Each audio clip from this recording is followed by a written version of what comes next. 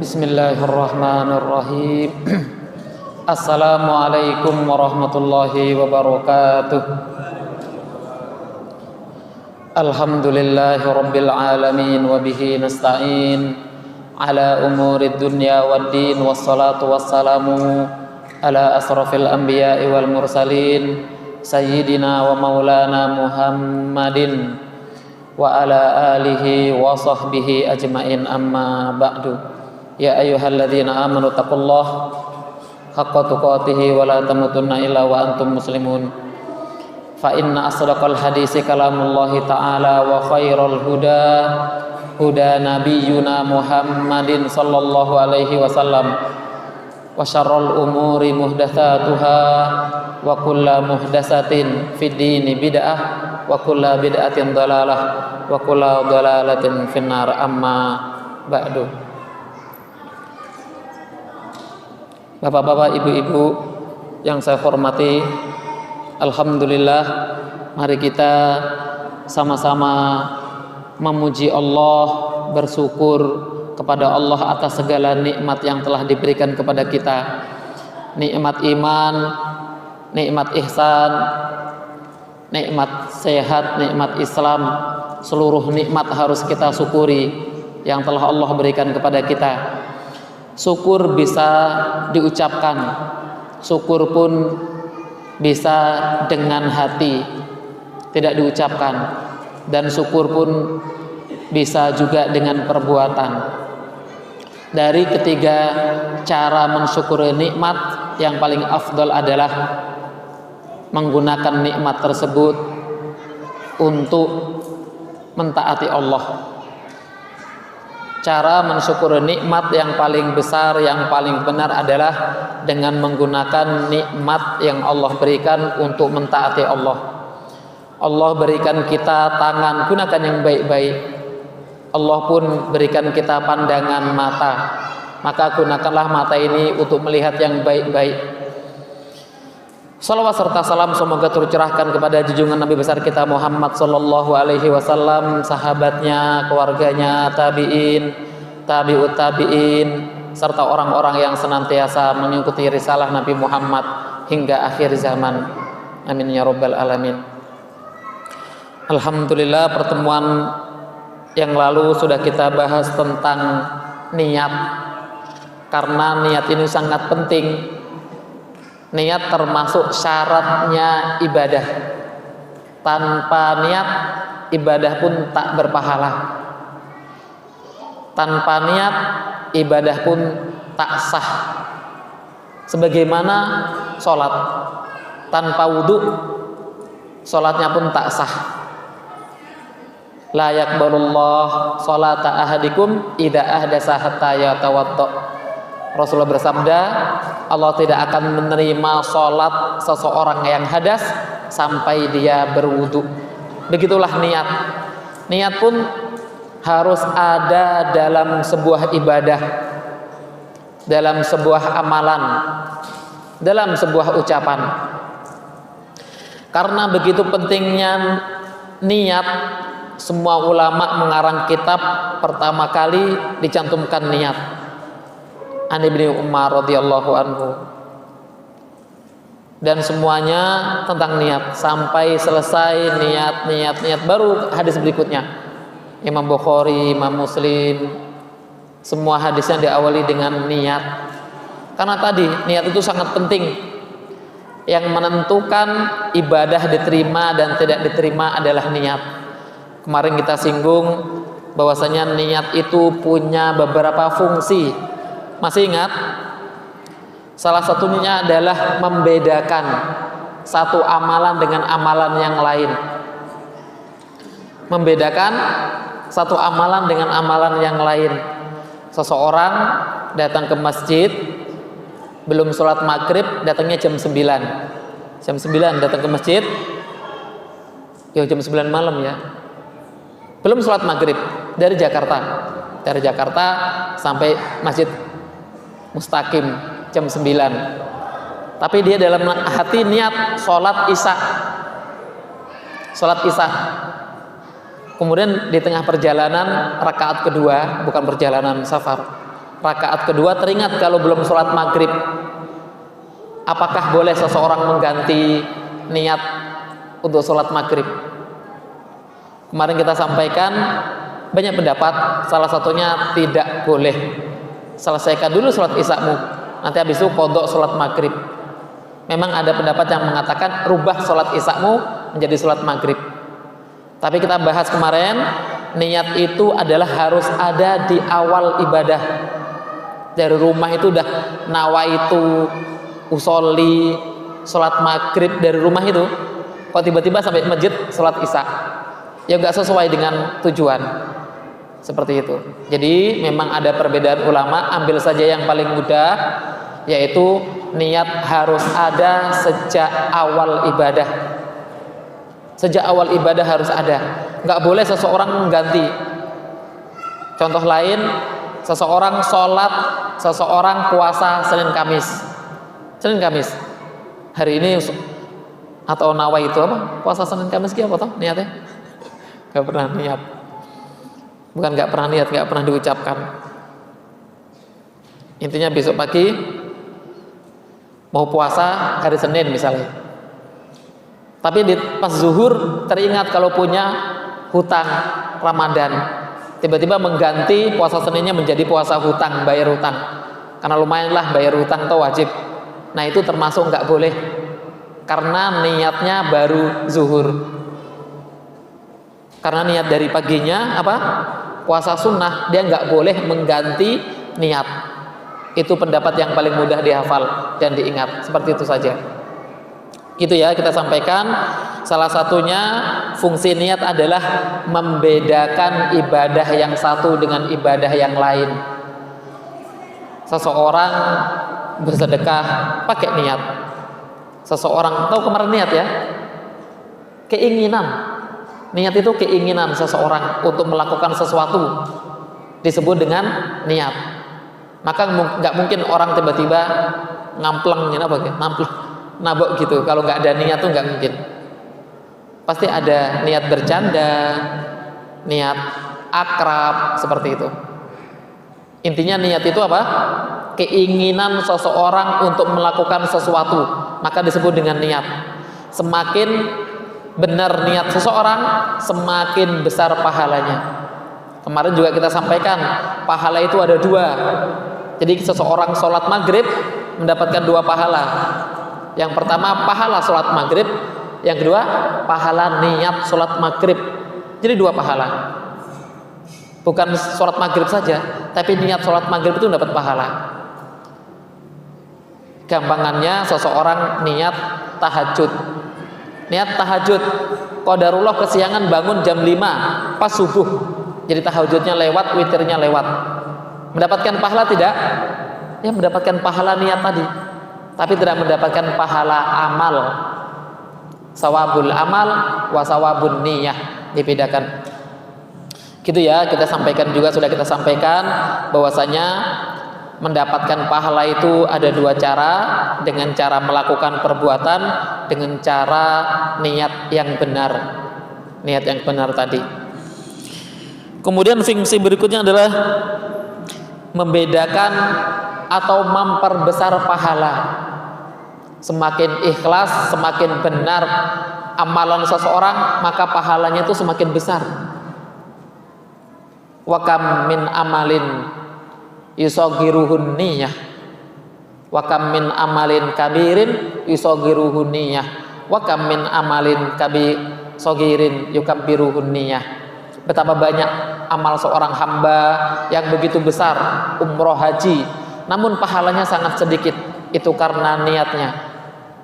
Dan sebaliknya, betapa banyak amal seorang hamba yang kecil, namun pahalanya ikhlas dan ikhlas, dan itu membuat dia mendapatkan pahala yang begitu banyak. Amalnya kecil, mungkin ambilin sampah yang ada di masjid, bungkus roti, puntung rokok, bismillah, diambil, itu nggak akan dia riak. Masa iya ngambil sampah doang riak? Kemungkinan ikhlasnya besar. Masuk kamar mandi, saya contohkan kemarin, ini dari Ustadz Abdullah Tuasikal yang nyontohinnya apa? Masuk kamar mandi, bersihkan kamar mandi, itu dijamin terbebas dari riya. Masuk kamar mandi, bersihkan kamar mandi, gosro-gosro, nggak akan antum menceritakan ke orang lain. Oh, kemarin anang gosroin istri. Itu kemungkinan besar ikhlasnya lebih banyak. Nah, ketika amal itu ikhlasnya lebih tinggi, lebih besar, dijamin pahalanya lebih besar, bahkan tanpa batas. Tanpa batas. Amalan ini semuanya amalan berpahala tanpa batas, dengan syarat masukkan kesabaran di dalam amal, maka amalmu tanpa batas. Bukankah Allah berfirman, innama yuwafas sabiruna ajruhum bighairi hisab? Bukankah Allah berfirman, sesungguhnya pahala sabar itu Allah berikan tanpa batas, sebatas mata memandang gitu. Di lautan 100 kilo ya tembus, segitu besarnya. Jadi sebuah amalan ini bisa besar, bisa kecil pahalanya, tergantung niat. Tambahkan apa tadi? Kesabaran di dalam ibadah itu, insya Allah amalan ibadah ini tanpa batas pahalanya. Mendapatkan pahala amal, mendapatkan pahala sabar, mendapatkan pahala niat dalam satu ibadah. Tapi jangan juga datang ke masjid niat tahiyatul masjid, niat apa nih? Qobliyah, niat sunnah wudu digabung. Tapi waktunya masih lama, masih 10 menit. Ya sayang. Digabungkan itu kata ulama dibolehkan jika waktunya tinggal 3 menit. Kira-kira cukup untuk satu sholat, maka gabungkan semuanya. Tapi kalau bisa dipisah masih setengah jam, enggak setengah jam, masih 10 menit ya. 10 menit itu bisa untuk 3 kali sholat. Tahiyatul masjid, habis itu geser. Qobliyah, geser lagi. Seperti itu, jangan digabungkan semuanya. Digabungkan itu punya syarat. Apa tadi? Waktunya mepet. Kalau waktunya masih panjang ya jangan digabungkan tuh. Setiap sujudmu itu bisa setiap sujud kita ini bisa menyelamatkan. Iblis aja nggak pernah sujud, disuruh sujud nggak mau. Nah kita ini gampang kali sujudnya. Ada sebuah cerita, bukan sebuah cerita, sebuah hadis dari Nabi.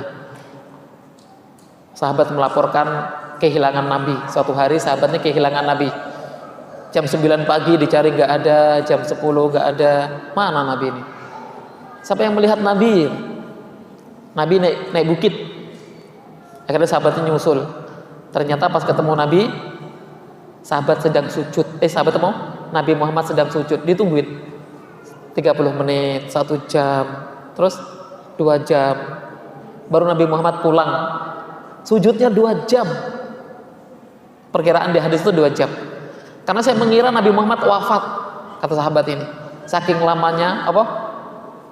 Sujud.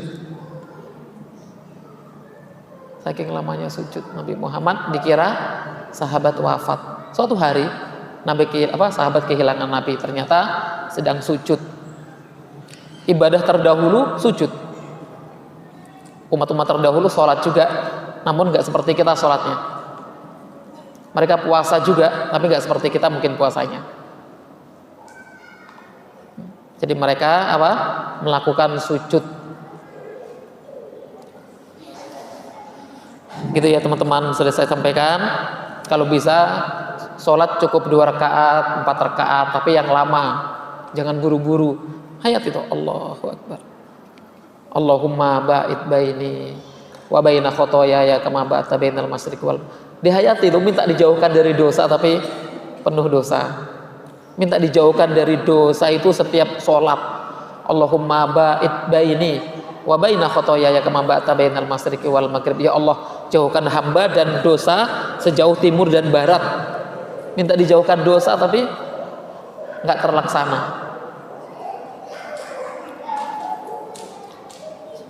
Jadi ucapan usahakan relevan dengan perbuatan.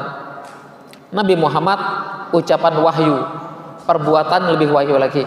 Tapi kalau kita perbuatannya itu yang dinilai orang. Kadang-kadang ucapannya benar, perbuatannya salah, nggak dianggap. Perbuatan benar, ucapan benar, terakhir melakukan kesalahan, hilang semua. Kalau manusia. Seperti itu. Memang manusia diharuskan menilai yang tampak saja. Kita nggak boleh menilai yang tidak tampak. Dinilai yang tampaknya saja. Oh, si A seperti ini, si B seperti ini. Yang terlihat. Kalau hati perkara Allah, kita nggak boleh menilai seseorang kira-kira nih perkiraan. Nggak boleh. Harus yang tampak-tampak saja. Kemudian berikutnya kemarin kita sampaikan, niat itu termasuk menentukan tujuan ibadah. Ibadah ini kepada siapa engkau tujukan? Kepada Allah atau kepada apa? Kalau tujuannya ke Allah ya langsung, saya sholat untuk Allah semuanya, untuk kita, pahalanya untuk kita. Tapi jangan nggak diniatkan. Diniatkan tuh harus hadir. Bismillah. Nggak usah diucapkan juga nggak apa-apa Allah. Tapi harus hadir, harus sadar.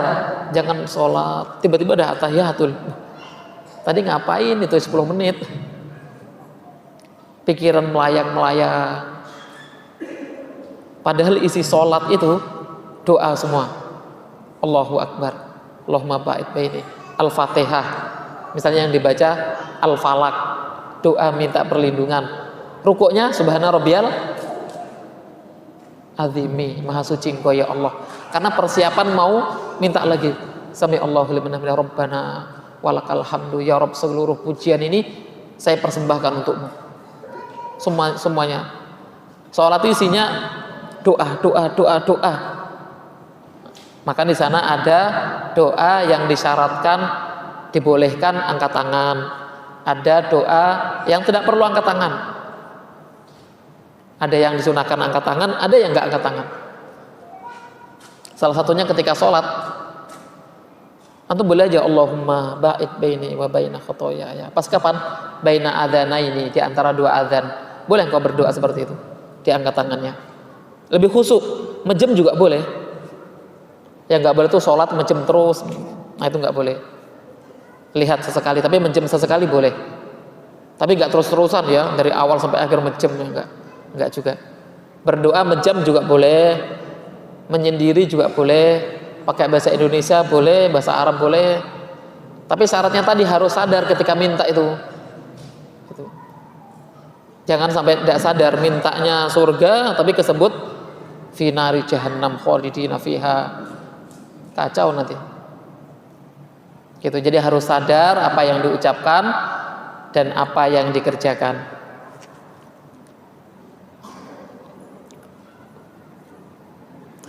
Kemudian fungsi niat berikutnya yang pernah kita bahas juga, membedakan antara ibadah dan muamalah. Antara ibadah dan muamalah. Bisa jadi makan kita ini sederhana. Antum makan pakai tangan kiri kenyang nggak? Kenyang. Makan pakai tangan kiri kenyang, pakai tangan kanan juga kenyang. Minum tangan kiri yo wareg, tangan kanan yo hilang dahaga. Tapi lihat ketika engkau bismillah, bismillah, tangan kanan nggak bersandar, nggak teguk sekali teguk, bismillah, bismillah lagi. Itu semuanya mendatangkan pahala. Ustaz ngomongin pahala, sebenarnya buat apa sih pahala? Pahala untuk membebaskan diri dari neraka. Kalau kita menghadap Allah tanpa pahala, kemana kita akan pergi? Malaikat ngapain tugasnya? Nyatet. Tiap hari dicatat, ganti lembaran baru. Hari ini Sabtu, sholat duha terlewat. Waktu duha panjang dari jam 7 sampai jam setengah 12. Nggak sholat duha berarti hari ini hari apa hari ini? Sabtu terlewat nggak sholat duha. Malamnya witir lewat, tahajud lewat. Oke lah, tahajud tuh ba'diyah ya. Ba'diyah Isya itu termasuk tahajud. Ulama mengatakan sholat Isya, ba'diyahnya Isya itu termasuk tahajud. Oke lah, ba'diyah Isya lolos. Tapi kita harus punya conteng-conteng pahala. Malaikat aja mencatat, kok kita nggak mencatat? Nggak apa-apa kita catat. Oh hari ini kok kemarin rajin, saya hari ini nggak apa-apa catat. Hari ini cuma 2 lembar baca Qur'annya. Ramadan 1 juz, alhamdulillah, menguatkan. Bisa diqodho. Yang tadi malam ketiduran Sholat tahajudnya bisa diqadha di waktu duha. Seperti itu. Jadi jangan sampai catatan amal kita ini yang 24 jam itu kosong. Cari daftar amalan yang bisa dikerjakan, kerjakan. Masuk masjid kaki kanan, kerjakan. Masuk kamar mandi kaki kiri, kerjakan. Jangan nggak niat. Sadari amal itu Nabi contohkan berpahala. Semua amalan ini yang kau kerjakan harus engkau sadari. Ini Nabi kerjakan enggak ya? Nah gitu. Kalau Nabi kerjakan pasti ada contohnya. Nabi sisiran jauh ke kanan. Gitu. Nabi Muhammad SAW masuk kamar mandi jauh kaki kiri, kufronaka, keluarnya kaki kanan, kufronaka. Setelahnya di kamar mandi nggak lama-lama, nggak teriak-teriak misalnya. Nggak main HP di kamar mandi, main game apa nih, apalagi kajian di kamar mandi. Ini kajian di kamar mandi. Ya kalau dibuka HP antum mungkin isinya kajian. Insya Allah paling iklan 1-2. Tapi kalau kajiannya antum di kamar mandi perkiraan 15 menit antum kajian di kamar mandi, berdosa jadinya. Kalau setel murotal taruh di luar atau masuk kamar mandi boleh malahan. Di kamar mandi itu nggak boleh buka HP. Kenapa nggak boleh? Takutnya azan, takutnya kajian nongol, gitu. Takutnya Quran hadis yang keluar. Karena yang antum tonton kajian, jadi kemungkinan yang dibuka adalah kajian otomatis. Jangan dibuka di kamar mandi, nggak boleh. Ngomong Bismillah saja nggak boleh. Ayo nanti main sore, di sore hari main bola. Insya Allah, wah di kamar mandi. Insya Allah gara-gara bicara. Larangan Nabi jelas nggak boleh bicara di kamar mandi. Cukup berdehem aja di kamar mandi. Jadi nggak usah buka HP, simpen HP-nya kamar mandi, simpen. Kalau kebuka, yang kebuka murotal, kajian dan sebagainya, bukan nambah pahala, nambah dosa yang ada nanti. Tayyib, kita berikutnya ke hadis yang pertama sudah kemarin kita bahas tentang sahabat Nabi Amiril Mukminin Umar bin Khattab radhiyallahu anhu, masih bersama kitab yang sama. Waduh, enggak ada buku. Kitab Riyadhus Shalihin ya, dikarang oleh Imam An-Nawawi. Kemudian kita beralih ke hadis yang kedua. Hadis kedua, an Ummil Mukminin Ummi Abdillah Aisyah radhiyallahu anha qalat qala Rasulullah sallallahu alaihi wasallam yakzu jaisun ka'bata fa idza kanu bi baida minal ardi yusafu bi awwalihim wa akhirihim qalat qultu ya Rasulullah kaifa yusafu bi awwalihim wa akhirihim wa fihim aswaqun wa man laisa minhum qala yusafu bi awwalihim wa akhirihim summa yub'atsuna ala niyatihim muttafaqun alaihi wa hadza lafdzul Bukhari. Hadis kedua tentang niat juga. Selain innamal a'malu binniyat ada hadis lain. Hadis ini dibawakan oleh sahabat Nabi yang paling mulia, sahabiyah, istri Nabi, Aisyah radhiyallahu anha, yang ketika Rasulullah ditanya, wahai Rasulullah, siapakah manusia yang paling engkau cintai? Maka Rasulullah bilang apa? Aisyah. Manusia paling mulia, paling pintar, paling dicintai Nabi. Kemudian siapakah dari golongan laki-laki wahai Rasulullah? Maka Abuha dijawabnya. Siapa Abuha? Ayahnya. Siapa ayahnya Aisyah? Abu Bakar. Maka anak dan ayah ini dua orang yang Rasulullah cintai. Subhanallah. Membawakan hadis yang akan kita baca malam ini. Qalat, Aisyah menuturkan, qala Rasulullah, suatu hari Rasulullah menyampaikan hadis ini. Yaghzu jaisun Ka'bata, suatu hari nanti akan ada sebuah pasukan yang menghancurkan Ka'bah. Suatu hari nanti akan ada pasukan besar yang menghancurkan Ka'bah. Pertanyaannya, sudah terjadi belum? Belum terjadi, karena suatu hari nanti. Meskipun ada ulama yang memahami hadis ini telah terjadi. Namun Syekh Utsaimin mengatakan akhir zaman nanti. Akhir zaman nanti Ka'bah akan diserang. Dahulu pernah diserang sama Abraha, pernah. Alam tara kaifa fa'ala rabbuka bi ashabil fil itu tentang penyerangan Ka'bah. Nah, ini penghancuran suatu hari nanti akan ada pasukan yang menghancurkan Ka'bah. Ini Rasulullah lagi bercerita kepada Aisyah. Fa idza kanu bi baida minal ardi yusafu bi awalihim wa akhirihim. Namun belumlah sampai ke Ka'bah, mereka masih di padang pasir, di tanah luas, belum sampai ke Ka'bah. Allah tenggelamkan semuanya, dari pasukan depan sampai belakang, mungkin jumlahnya ratusan ribu, jutaan lah.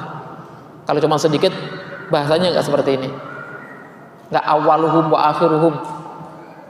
Rapatkan saf pertama, kedua, ketiga, keempat, kelima. Apa artinya? Banyak orang. Maka Nabi Muhammad bilang seperti itu. Allah akan tenggelamkan semuanya ke bumi dari awal sampai akhir. Berarti mungkin ada 1000 sof.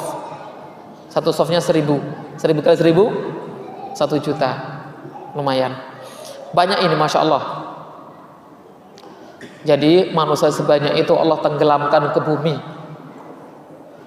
Berikutnya, qalat, Aisyah penasaran, kan bisa jadi mereka nggak semuanya buruk, bisa jadi ada penduduk asli yang kena, penduduk asli Madinah, penduduk asli Mekah tenggelam juga di situ. Qultu, ya Rasulullah, kata Aisyah, saya nanya langsung ke Rasulullah. Ya Rasulullah, wahai Rasulullah, kaifa yusafu bi awalihim wa akhirihim? Bagaimana bisa kok ditenggelamkan semuanya? Wa fihim aswaquhum, di antara mereka mungkin ada yang sedang jualan. Karena ini pasukan gitu ya, ada yang jualan gitu, ikut meninggal. Di antara mereka ada orang lain yang bukan pasukan. Waman laisa minhum, ada mungkin enggak semuanya buruk yang dipasukan itu, ada orang solehnya mungkin, karena mereka ikut-ikutan dan dipaksa. Kenapa mereka semuanya Allah hancurkan? Bagaimana ini Rasul? Gak adil ini, kata Aisyah seperti itu. Qala, maka Rasulullah bersabda, yusafu bi awalihim wa akhirihim summa yub'atsuna ala niyatihim. Mereka semuanya memang seperti itu, wahai Aisyah, semuanya ditenggelamkan di dasar bumi dan nanti mereka akan dibangkitkan berdasarkan amal mereka saat itu. Saat ini yang berkumpul di sini ini semuanya niat ngancurin Ka'bah atau enggak? Kan ada niatnya jualan, silaturahmi misalnya, ketemu mbahnya, atau memang niatnya ngancurin Ka'bah. Mereka akan Allah bangkitkan berdasarkan niat mereka. Maka hadis ini pun setara dengan hadis yang pertama, innamal a'malu binniyat. Sesungguhnya amalan itu tergantung niatnya. Di kita pun banyak musibah.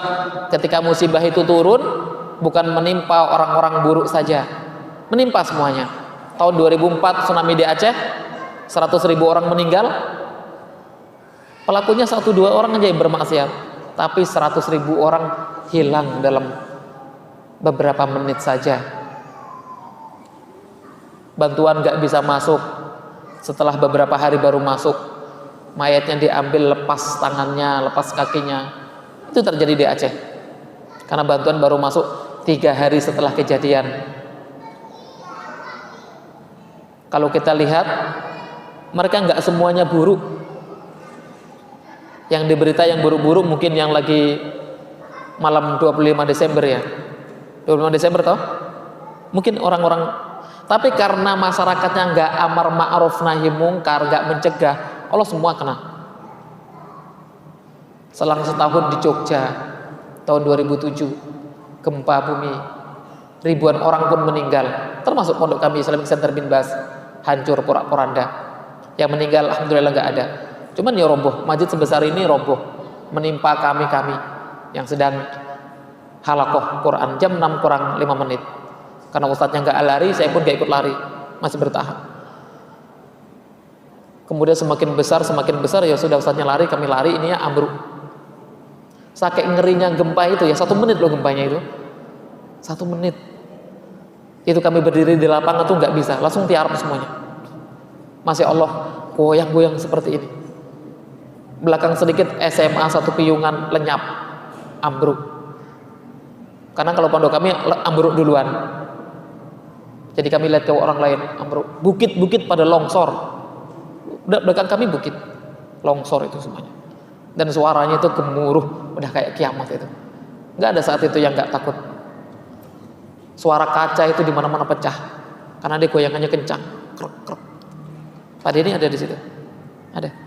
2007, 2006, 2007. Saya kelas 3 SMP. Saya kelas 3 SMP saat itu. Dipulangkan semua santri, libur 3 bulan. Karena nggak bisa belajar. 4 bulannya balik lagi, belajarnya di tenda.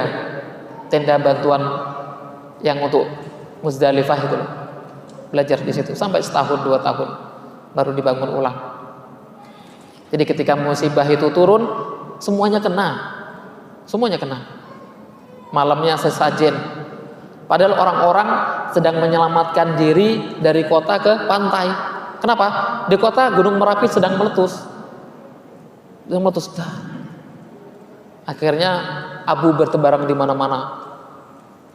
Yang dari kota lari ke pantai. Besoknya gempa itu dari pantai. Akhirnya di pantai banyak orang, gempa, isu tsunami, rebutan lari ke kota. Meninggalnya karena itu yang banyak, rebutan jalan. Kalau yang ketimpa panik, hanya panik saja. Mungkin ya belah, berdarah dan sebagainya. Awalnya menghindari maut, malah mendapatkan maut. Ketika musibah turun, tidak akan melihat orang itu baik atau buruk. Selagi kita bisa amar ma'ruf nahi mungkar, cegah. Minimal dalam hati ada kebencian terhadap kemungkaran itu. Tapi kalau kita sanggup ya, tapi kalau tidak sanggup jangan memaksakan diri amar ma'ruf nahi mungkarnya itu. Seperti itu ya. Jadi ketika musibah turun, itu tidak pandang bulu, tidak pandang tempat. Kalau memang dirasa Allah ingin menguji suatu kaum, Allah timpakan musibah itu. Nanti kalau semuanya meninggal, Allah akan bangkitkan sebagaimana hadis ini. Yub'atsuna ala niyatihim. Mereka akan Allah bangkitkan pada hari kiamat nanti, tergantung niat mereka. Sudah pernah belum amar ma'ruf nahi mungkar, mencegah keburukan, seperti itu. Tapi dari hadis ini ada beberapa hal yang harus disampaikan. Yang pertama adalah mencegah, menjauhi dan tidak membantu orang yang bermaksiat, itu salah satu kandungan dari hadis ini. Mencegah kalau kita bisa mencegah, kemudian apa? Menjauhi, jauhi sejauh-jauhnya. Menjauhi itu termasuk hijrah ya. Kemarin hijrah ada 3. Apa aja? Meninggalkan suatu tempat, meninggalkan perbuatan buruk, sama meninggalkan pelaku dosa. Ini semuanya hijrah. Di hadis berikutnya nanti kita singgung lagi. Kita harus amar ma'ruf nahi mungkar, menjauhi, kemudian tidak membantu orang yang sedang bermaksiat. Jangan sampai kita membantu, menyiapkan tempatnya, malah mengamankan, malah tidak usah. Ustaz, maksiat itu apa maksiat? Maksiat itu menyelisihi perintah, menyelisihi perintahnya Allah dan Rasulnya, maka maksiat. Kalau meninggalkan perintah yang wajib, maksiat juga. Mengerjakan yang wajib, nah itu harus. Tapi mengerjakan yang haram itu namanya maksiat. Dan meninggalkan yang wajib itu pun maksiat. Gitu ya, jadi maksiat luas. Yang tidak Allah ridhoi, yang tidak Allah cintai, maka itu maksiat. Tapi sebaliknya, yang Allah ridhoi dan Allah sukai, maka itu ibadah disebutnya. Tapi kita beralih ke hadis berikutnya, hadis nomor 3. Hadis ketiga pun masih dibawakan oleh sahabat yang mulia Aisyah radhiyallahu anha. Qala an-nabiy sallallahu alaihi wasallam, Nabi bersabda, la hijrata ba'dal fathi. Tidak ada hijrah lagi setelah Fathul Makkah. Walakin jihadun wa niyatun, akan tetapi jihad sama niat yang benar. Faidan furu fanfiru. Jika kalian nanti dipanggil untuk jihad, berjihadlah, pergilah. Tapi ada syaratnya, nggak langsung jihad ke Ambon, nggak langsung jihad ke Maluku ya, ada syaratnya. La hijrata ba'dal fathi, kata Rasulullah, nggak ada hijrah lagi setelah Fathul Makkah. Fathul Makkah itu terjadi tahun 8 Hijriyah. Fathul Makkah terjadi tahun 8 Hijriyah, bulan Ramadan. Bulannya Ramadan, tahunnya 8 Hijriyah. Nabi Muhammad masuk kota Mekah bersama kurang lebih 10.000 pasukan atau lebih 10.000 manusia, sahabat Nabi, semuanya datang sebanyak itu. Kita aja jamaah kita baru 100 orang, baru 100. Berarti berapa puluh kalinya lagi? 100 kalinya lagi, 10.000. Akhirnya penduduk Mekah ketakutan. Rasulullah memang hanya ingin masuk Mekah, tidak ingin berperang. Diikuti oleh 10.000 sahabat Nabi. Kata Rasulullah, barang siapa yang masuk rumahnya Abu Sufyan, maka dia aman. Barang siapa yang masuk Masjidil Haram, maka dia aman. Barang siapa yang menutup pintunya, maka dia aman. Akhirnya bukan sahabat Nabi, penduduk Mekah semuanya keluar ke masjid tanpa membawa senjata. Nah, saat itulah dinamakan Fathul Mekah, pembebasan kota Mekah. Sebabnya kok Fathul Mekah bisa terjadi? Karena orang Quraisy melanggar perjanjian. Orang Quraisy ini melanggar perjanjian Hudaybiyah. Tahun ke-6 Hijriyah itu ada perjanjian Hudaybiyah. Salah satunya boleh saling membantu. Boleh saling membantu dalam bisnis. Jadi banyak dari kabilah di Mekah minta bantuan ke Madinah. Namun orang Quraisy menyelisihi janji ini. Perjanjiannya ini mereka langgar. Mereka ada kabilah berantem tapi sama Quraisy dibantu. Akhirnya satu kabilah ini minta bantuan Rasul. Kata Rasul, coba didamaikan, kalau bisa damai ya sudah, tidak usah. Tapi ternyata bangsa Quraisy tidak mau, yaitu tadi. Kemudian Rasul mengumpulkan sahabat, tahun 8 Hijriah berangkat bebasin kota Mekah. Terjadilah Fathul Mekah tadi. Yang Rasulullah katakan, la hijrata ba'dal fathi. Tidak ada hijrah lagi setelah Fathul Mekah. Hijrah apa yang dimaksud? Hijrah apa yang dimaksud? Tadi ada 3 tadi.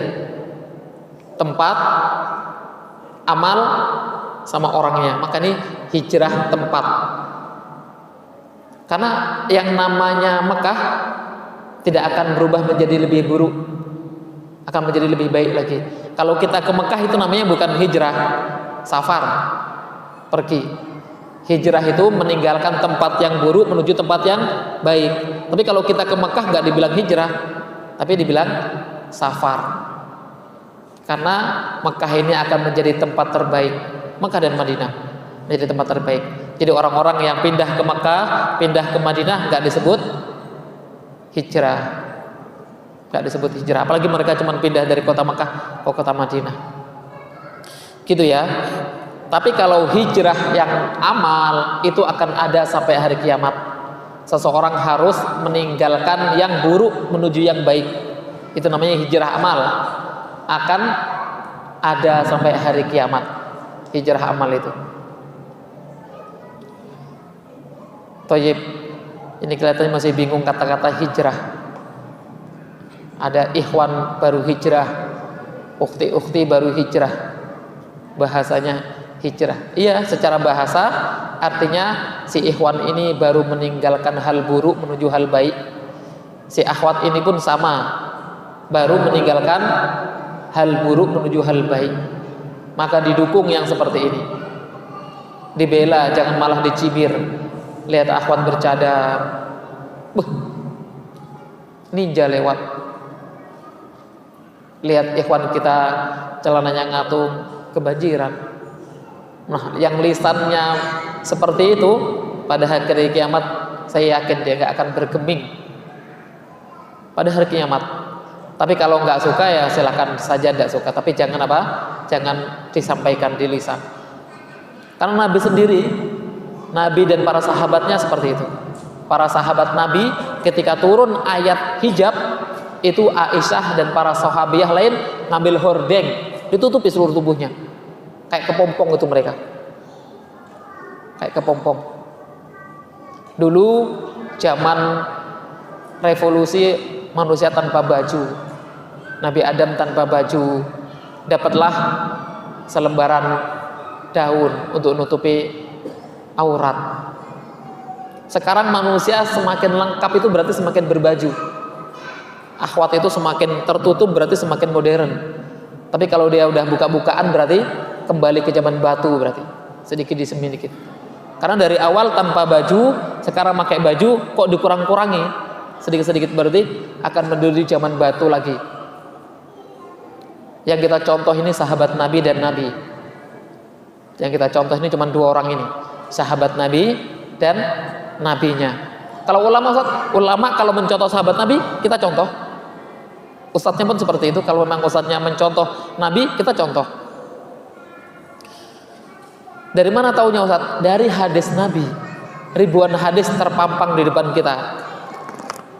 7.000. Baru kita baca 4. Baru dibaca 4. Yang lainnya sudah dibaca, sudah hafal. Misalnya seperti itu. Yaitu kabar yang kita terima, kita amalkan. Yang pasti sahabat Nabi ngikutin Nabi. Bahkan suatu hari Nabi Muhammad tuh bikin selokan. Selokan tahu toh? Bikin selokan gini, set. Sahabat itu nggak berani merubah selokan, kalau antum tahu. Saking ngikutinya Nabi. Bikin selokan untuk jalan hujan. Ada sahabat lain merubah selokan ini digabungkan ke sini. Sahabat lain bikin sendiri di sini. Tapi sama sahabat lain dihapus. Jangan membuat bid'ah katanya. Segitunya. Jadi mereka harus sama-sama Nabi. Padahal hal biasa, hal agama, hal muamalah, yang ini boleh saja. Tapi karena sahabat Nabi ngikutin Nabi, hal seperti ini nggak mereka lakukan. Abu Bakar itu mengumpulkan Quran, ditulis itu nggak 1-2 orang sahabat Nabi yang mencela. Abu Bakar loh ini. Wahai Abu Bakar, engkau pelaku bid'ah Abu Bakar. Nabi nggak ajarkan engkau menulis Quran, kenapa engkau tulis? Seperti itu. Ya singkat cerita, Abu Bakar ini pandai. Sahabat Nabi ada yang disuruh menulis Quran, ya toh, Ubay bin Ka'ab dan sebagainya. Nah orang-orang ini kalau nggak nulis Quran akan lenyap Quran itu. Berkumpul 10 sahabat Nabi, hafiz Quran. Permintaan dari kampung ini nih, kampung ini. Wahai Rasulullah, kami minta sahabat Nabi yang hafal Quran. Disiapin sahabat Nabi yang terbaik hafal Quran. Berjalan ke kampung, sampai di sana dibantai. Pernah dengar ceritanya? Rasulullah murka, sholat lalu kunut itu sebulan. Zuhur kunut, asar kunut, maghrib, isya, subuh, zuhur, sunnah pun kunut. Karena sahabat terbaiknya dibunuh. Seperti itu ya. Jadi dalam masalah beragama, kalau kita mau selamat, ikuti Rasul dan sahabat dan orang-orang yang mengikuti mereka. Maka kita akan selamat. Untuk masalah ibadah bolehlah. Untuk masalah ibadah mungkin kita wajib mengikuti Nabi, tapi untuk masalah muamalah antum bebas. Muamalah ini bisa menjadi ibadah kalau antum niatnya benar. Seperti makan tadi. Makan itu tadi saya contohkan, antum pakai tangan kiri pun boleh. Minum tangan kiri boleh, berdiri pun boleh. Seperti itu. Tapi ketika antum mengikuti sabda Rasul, cara sahabat Nabi, maka itu semuanya mendatangkan pahala. Insya Allah kajian kita nggak lanjut isya ya, sampai di sini aja. Tapi mungkin langsung adzan apa? Seperti itu. Jadi usahakan mulai sekarang, mulai yang akan datang, semua perbuatan itu harus didasari, harus berdasarkan perbuatan Nabi dan perbuatan sahabat. Nggak boleh engkau karang-karang. Jadilah orang yang berfatwa untuk diri sendiri, berfatwa untuk diri sendiri. Ustadz, boleh tidak saya menyimpan foto ibu saya yang sudah meninggal dunia? Jika saya lihat, saya langsung bersedih. Boleh nggak saya simpan fotonya, Ustadz? Maka Syekh Utsaimin menjawab, menyimpan foto almarhum, almarhumah termasuk meratapi mayat. Termasuk meratapi mayat. Andaikan. Jadi jadilah diri sendiri yang berfatwa untuk diri sendiri. Semuanya kan antum butuh pertanyaan toh. Ada banyak pertanyaan ini. Nah itu antum jawab sendiri. Kalau tidak bisa baru tanya ke ustadznya. Jadi mulai sekarang jadilah diri sendiri yang berfatwa untuk diri sendiri. Pastikan fatwa antum berdasarkan Al-Quran dan As-Sunnah. Mungkin malam hari ini kita tidak lanjut isya ya, sampai di sini saja, insyaallah. Karena biasanya kalau habis isya itu langsung bubar. La ba'sa bihi. Kalau ada pertanyaan ya disimpan saja pertanyaannya. Teman-teman biasa ngirimnya lewat WhatsApp. Jadi kalau untuk mau bertanya lewat WhatsApp saja tidak apa-apa. Biar ustadznya juga ada persiapan. Karena kalau ustadznya jawab sakal itu apa? Sakal itu tanpa dalil kadang-kadang menurut pendapat ustadz. Padahal harusnya sertakan dalil Quran hadis perkataan ulama. Hadza ma aqulu lakum wa astaghfirullah li wa lakum subhanakallahumma wa bihamdika asyhadu an la ilaha illa anta astaghfiruka wa atubu ilaik. Wassalamualaikum warahmatullahi wabarakatuh.